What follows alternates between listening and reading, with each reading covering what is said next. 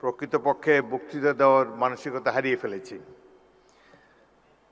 আজ এই অনুষ্ঠানটি একটি জাতীয় অনুষ্ঠান, সলেম অকেশন।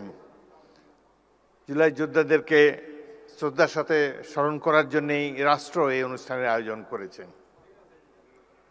কিন্তু যে দৃশ্য এখানে দেখলাম সেটিতেই অত্যন্ত দুঃখিত এবং লজ্জিত হয়েছি, ব্যথিত হয়েছি।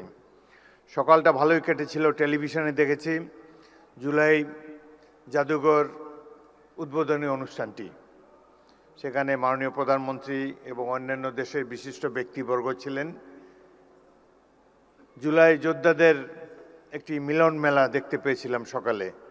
জাতীয় ঐক্য সহজেই প্রতিভাত হয়েছিল, কিন্তু বিকেলের এই অনুষ্ঠানটিতে যা দেখলাম এটি অভিপ্রেত ছিল না, একেবারেই অনভিপ্রেত। জাতীয় অনুষ্ঠানে আমরা তো জাতীয় ঐক্যের কোনো বহিঃপ্রকাশ দেখাতে পারলাম না। ভুল তো মানুষ করেই, নিশ্চয়ই এখানে ডকুমেন্টারিতে অনেক ভুল আছে। প্রথম ভুল আমি দেখেছি সেখানে তো আবু সাঈদের ছবিই নাই। আবু সাঈদ এই বিপ্লবের প্রতিচ্ছবি, প্রতীক, তার ছবি না থাকলে এটা কোনো ডকুমেন্টারি হলো না। সেখানে আরও নাই দেশনেত্রী বেগম খালেদা জিয়ার ছবিও তো নাই। সুতরাং কিছু ভুল হয়েছে এবং এই ভুল মাননীয় মন্ত্রী জোর হাতে স্বীকার করেছেন, ক্ষমা চেয়েছেন, বারংবার ক্ষমা চেয়েছেন। তারপর তো শান্ত হওয়া উচিত এই ধরনের একটা জাতীয় অনুষ্ঠানে। এটাকে পুষে সংসদের মতো একটা ওয়াকআউট, এটি বাঞ্ছনীয় নয়। আমি লক্ষ্য করেছি মাননীয় সংসদ সদস্য আক্তার তিনি তার অনুসারীদেরকে প্রশমিত করার চেষ্টা করেছেন, কিন্তু বাংলাদেশের নেতাকে তো মানে না সহজে অনুসারীরা। প্রতি মুহূর্তেই তারা যে নেতার চেয়ে বড় এটা প্রমাণ দেওয়ার জন্য মুখিয়ে থাকে। সেই কারণেই এই ধরনের একটা অনুষ্ঠানের এই পরিণতি হলো। এখানে যারা বিদেশি বসা ছিল, আমি মনে মনে চিন্তা করছিলাম যে ইংরেজিতেই ভাষণ দেব, বিদেশিরা দেখুক 16 বছর আমরা কিভাবে কাটিয়েছি, কিন্তু তারা তো চলেই গিয়েছে। যাই হোক, জাতীয় অনুষ্ঠানে এই ধরনের বিশৃঙ্খলতা মোটেই কাম্য ছিল না। ভাই, আমরা তো জনগণের ভোট নিয়ে এখানে এসেছি, জনগণের নির্বাচিত প্রতিনিধি আমরা, হাওয়ার থেকে উড়ে এসে বসি নাই এখানে। সুতরাং এই সরকার নির্বাচিত একটি সরকার, এটুকু শ্রদ্ধা সম্মান প্রাপ্য। ভুল তো আমরা করি, আরও হয়তো সামনে আরও ভুল করব, সেই ভুল করলে তার জন্য মাসুলও দেব, কিন্তু সবাই মিলে ভুল সংশোধন করতে চাই। সকালের অনুষ্ঠানটা একটা চমৎকার একটা অনুষ্ঠান ছিল। প্রফেসর ইউনূস নিচে বসেছিলেন, তাকে মাননীয় প্রধানমন্ত্রী ডেকে এনে সম্মান দেখিয়ে তার পাশে বসিয়েছেন, স্টেজে উঠিয়েছেন। এটাই তো আমরা কামনা করি। সবাইকে আমরা সম্মান করতে চাই, কাউকে অপমান করার চেষ্টা চাই না। এখানে বক্তব্য দেওয়ার সময় কেউ বুয়া বুয়া বলে চিৎকার করে, রাষ্ট্রীয় অনুষ্ঠানে কি এগুলো মানায়? কবে আমরা শিখব? যাই হোক, অত্যন্ত দুঃখজনক। আমি আরও বেদনার্ত হয়েছি, অভিভূত হয়েছি। মা তার অন্ধ ছেলেকে নিয়ে এখানে দাঁড়িয়েছেন। তার ছেলেটি চোখ হারিয়েছে গণতন্ত্র পুনরুদ্ধারের জন্যে, আইনের শাসন কায়েম করার জন্যে। আজকে তারা আমাদের সামনে এসে দাঁড়িয়ে যদি মর্যাদাই না পান, তাদেরকে যদি আবারও ছোটোখাটো চাওয়া পাওয়ার জন্য মন্ত্রীদের দ্বারে দ্বারে ঘুরতে হয়, সেটি জাতির জন্য লজ্জা। আমি আপনাদেরকে আশ্বস্ত করতে চাই, এখানে দুজন মন্ত্রী, নিচে জুনায়েদ সাকি মাননীয় মন্ত্রী চমৎকার বক্তব্য দিয়েছে। এই সরকার তো আপনাদের নির্বাচিত সরকার, আমরা ভুল করলে আমাদেরকে শুধরিয়ে দিবেন। আমরা তো আর আওয়ামী লীগ হতে পারবো না, হতেও চাই না। আওয়ামী লীগের দেখেন, তাদের কোনো অনুশোচনা নাই। এত অন্যায়, অবিচার, খুন, গুম, মানি লন্ডারিং, হত্যা, নির্যাতন, আয়নাঘর, এতে তারা কোনো লজ্জাবোধ করে না তো।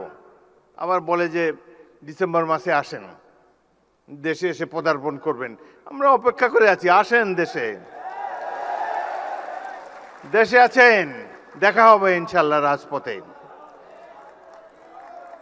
27 বছর বয়সে মুক্তিযুদ্ধ করেছি, এখন 82 বছর বয়সে আরেকটা করব বাংলাদেশের জন্যে। বাংলাদেশের জনগণের শাসন গণতন্ত্র চিরস্থায়ী করে যাব আমরা। রক্ত দিয়েছি এই দেশের জন্য, যুদ্ধে আহত হয়েছিলাম 1971 সালে, এই ধরনের বাংলাদেশ দেখার জন্য নয়। ইনশাল্লাহ জুলাইয়ের যে ইতিহাস, গৌরবের ইতিহাস, পৃথিবীতে অনেক রাষ্ট্র আছে, তাদের এরকম নাগরিক নাই যে উদ্ধত সঙ্গিনের সামনে দুহাত তুলি আবু সাইদের মতো দাঁড়াতে পারবে। কোন জাতি এত সাহসী? আমরা সেই জাতি, তাদেরকে নিয়ে আমরা গর্ববোধ করি। আপনারা যারা এখানে এসেছেন, জুলাই যোদ্ধারা, মন খারাপ করবেন না। যারা জীবন দিয়ে গেছে 71 সালে, তারাও কিছু পায় নাই। আপনারাও যা প্রাপ্য হয়তো পাবেন না, কিন্তু এই সরকারের কাছ থেকে নিশ্চয়ই সম্মান আপনারা পাবেন। আমরা সেই সম্মান আপনাদেরকে দেব। গরিব দেশে যতটুকু সাধ্য আছে সব কিছু উজাড় করে দেব আপনাদের কল্যাণের জন্যে। বাংলাদেশের এই সরকারের সবচাইতে গুরুত্বপূর্ণ কাজ জুলাইতে যারা আত্মাহুতি দিয়েছে সেই সব পরিবারের রক্ষণাবেক্ষণ করা, এটাই সবচাইতে পবিত্র দায়িত্ব। যারা আহত, চোখের দৃষ্টি হারিয়েছে, অঙ্গ হারিয়েছে, তাদেরকে সুস্থ করে তোলা এই সরকারের পবিত্র দায়িত্ব। ইনশাল্লাহ আমরা সবাই মিলে সেটি পালন করব।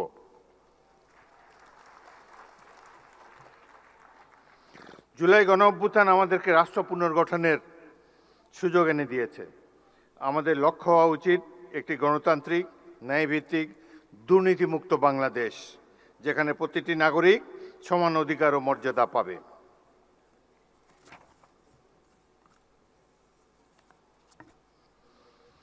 আজ আমরা একটি নূতন যাত্রার সূচনা পর্বে দাঁড়িয়ে আছি।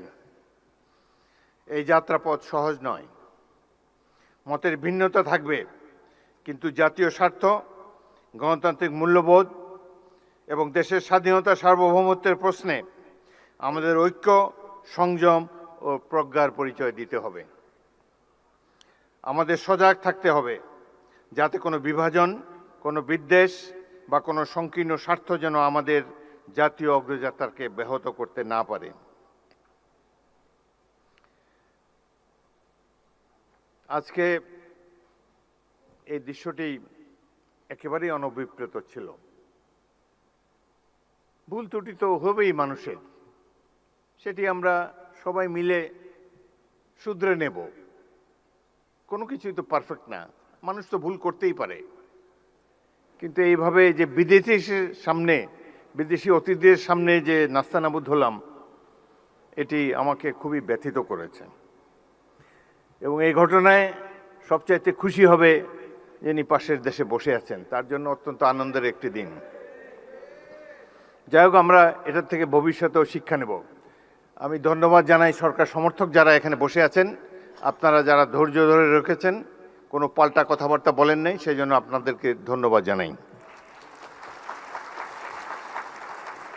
আসুন, মহান জুলাই গণ অভ্যুত্থানের চেতনাকে হৃদয়ে ধারণ করে ঐক্য, দেশপ্রেম, সততা ও পারস্পরিক শ্রদ্ধার শক্তিতে আমরা এগিয়ে যাই।